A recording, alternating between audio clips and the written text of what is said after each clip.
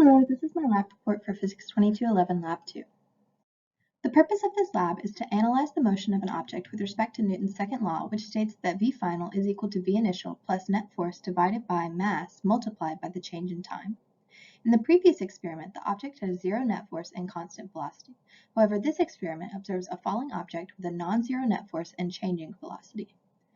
The position can be calculated by the initial position plus velocity times change in time. Here I conducted motion analysis of an object being dropped from rest. I inserted a calibration stick of 1.6 meters, which was the height of the drop, to allow tracker to accurately measure the distance. The frame rate was 29.98 frames per second. The change in time between frames was 0.034 seconds. I inserted mass points at each frame to track the motion of the object. I inserted a coordinate system so that the movement was in the positive x direction starting at the origin. However, for my calculations and other graphs, I made the motion in the negative y direction. I then constructed a computational model of the motion using the starter code provided and only considering the acceleration due to gravity. I made the following changes to the starter code. Adjusted the mass to be 0.015 kilograms. Adjusted the starting velocity to be 0 meters per second because the object started from rest. Adjusted the starting position to be at 0 because I had it starting from the origin. Made delta t equal to 0.034 seconds to match the frame rate of my tracker video.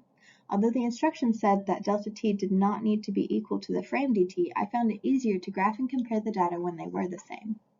I made Newton's second law loop while t was less than 0.7 seconds so that it would continuously loop until the end of the observed motion.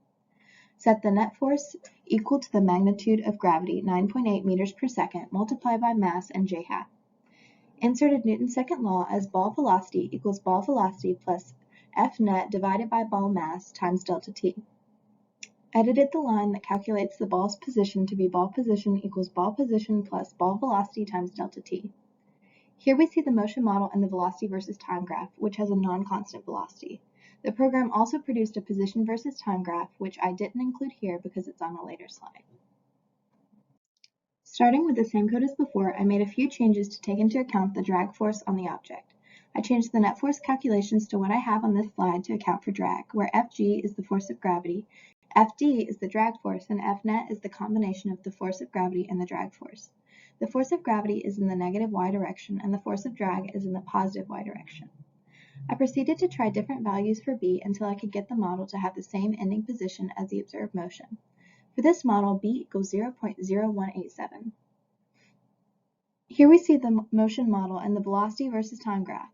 For the first part of the graph, the ball has a non-constant velocity. However, it evens out once it reaches the terminal velocity, which we will discuss in more detail later on. And of course, the program also produced a position versus time graph, but it's included on the next slide. Here we have a comparison of the observed motion and the two models. As you can see, there's a large amount of variation. I expected the predicted motion with only gravity to be further down than the observed motion and the motion predicted with drag, because the drag force is in the opposite direction of gravity, causing the ball to not move as quickly.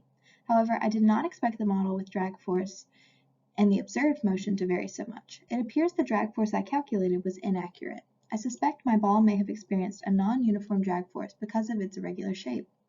I used a paper ball, so it's possible that the shape changed, causing the drag value to change as well throughout the motion. Another issue is that my camera can only capture 29.98 frames per second. The motion only lasted 0.7 seconds, so I'm unable to accurately track the motion. Due to these errors and inconsistencies, my data was a bit more spread out than I would have liked. However, I was still able to demonstrate how a non-zero net force affects the motion of an object. I was also able to see that the drag force causes the motion to be slower than the predicted motion with only gravity because the drag force is in the opposite direction. I would have liked to have seen the drag force model and observed motion match up a little bit more, but the main conclusions of this experiment are still helpful in understanding the motion of a falling object using Newton's second law. Here we are asked to compare the two velocity versus time graphs from the model to see which, if any, predicted the terminal velocity. Terminal velocity is the velocity at which the net force is zero as an object moves through a fluid such as air because the force of motion and the resistance of the fluid cancel out. Only the model of gravity and drag predicted a terminal velocity. Where the curve flattens out, the velocity is constant, meaning the net force is zero. In the gravity model, the velocity is never constant.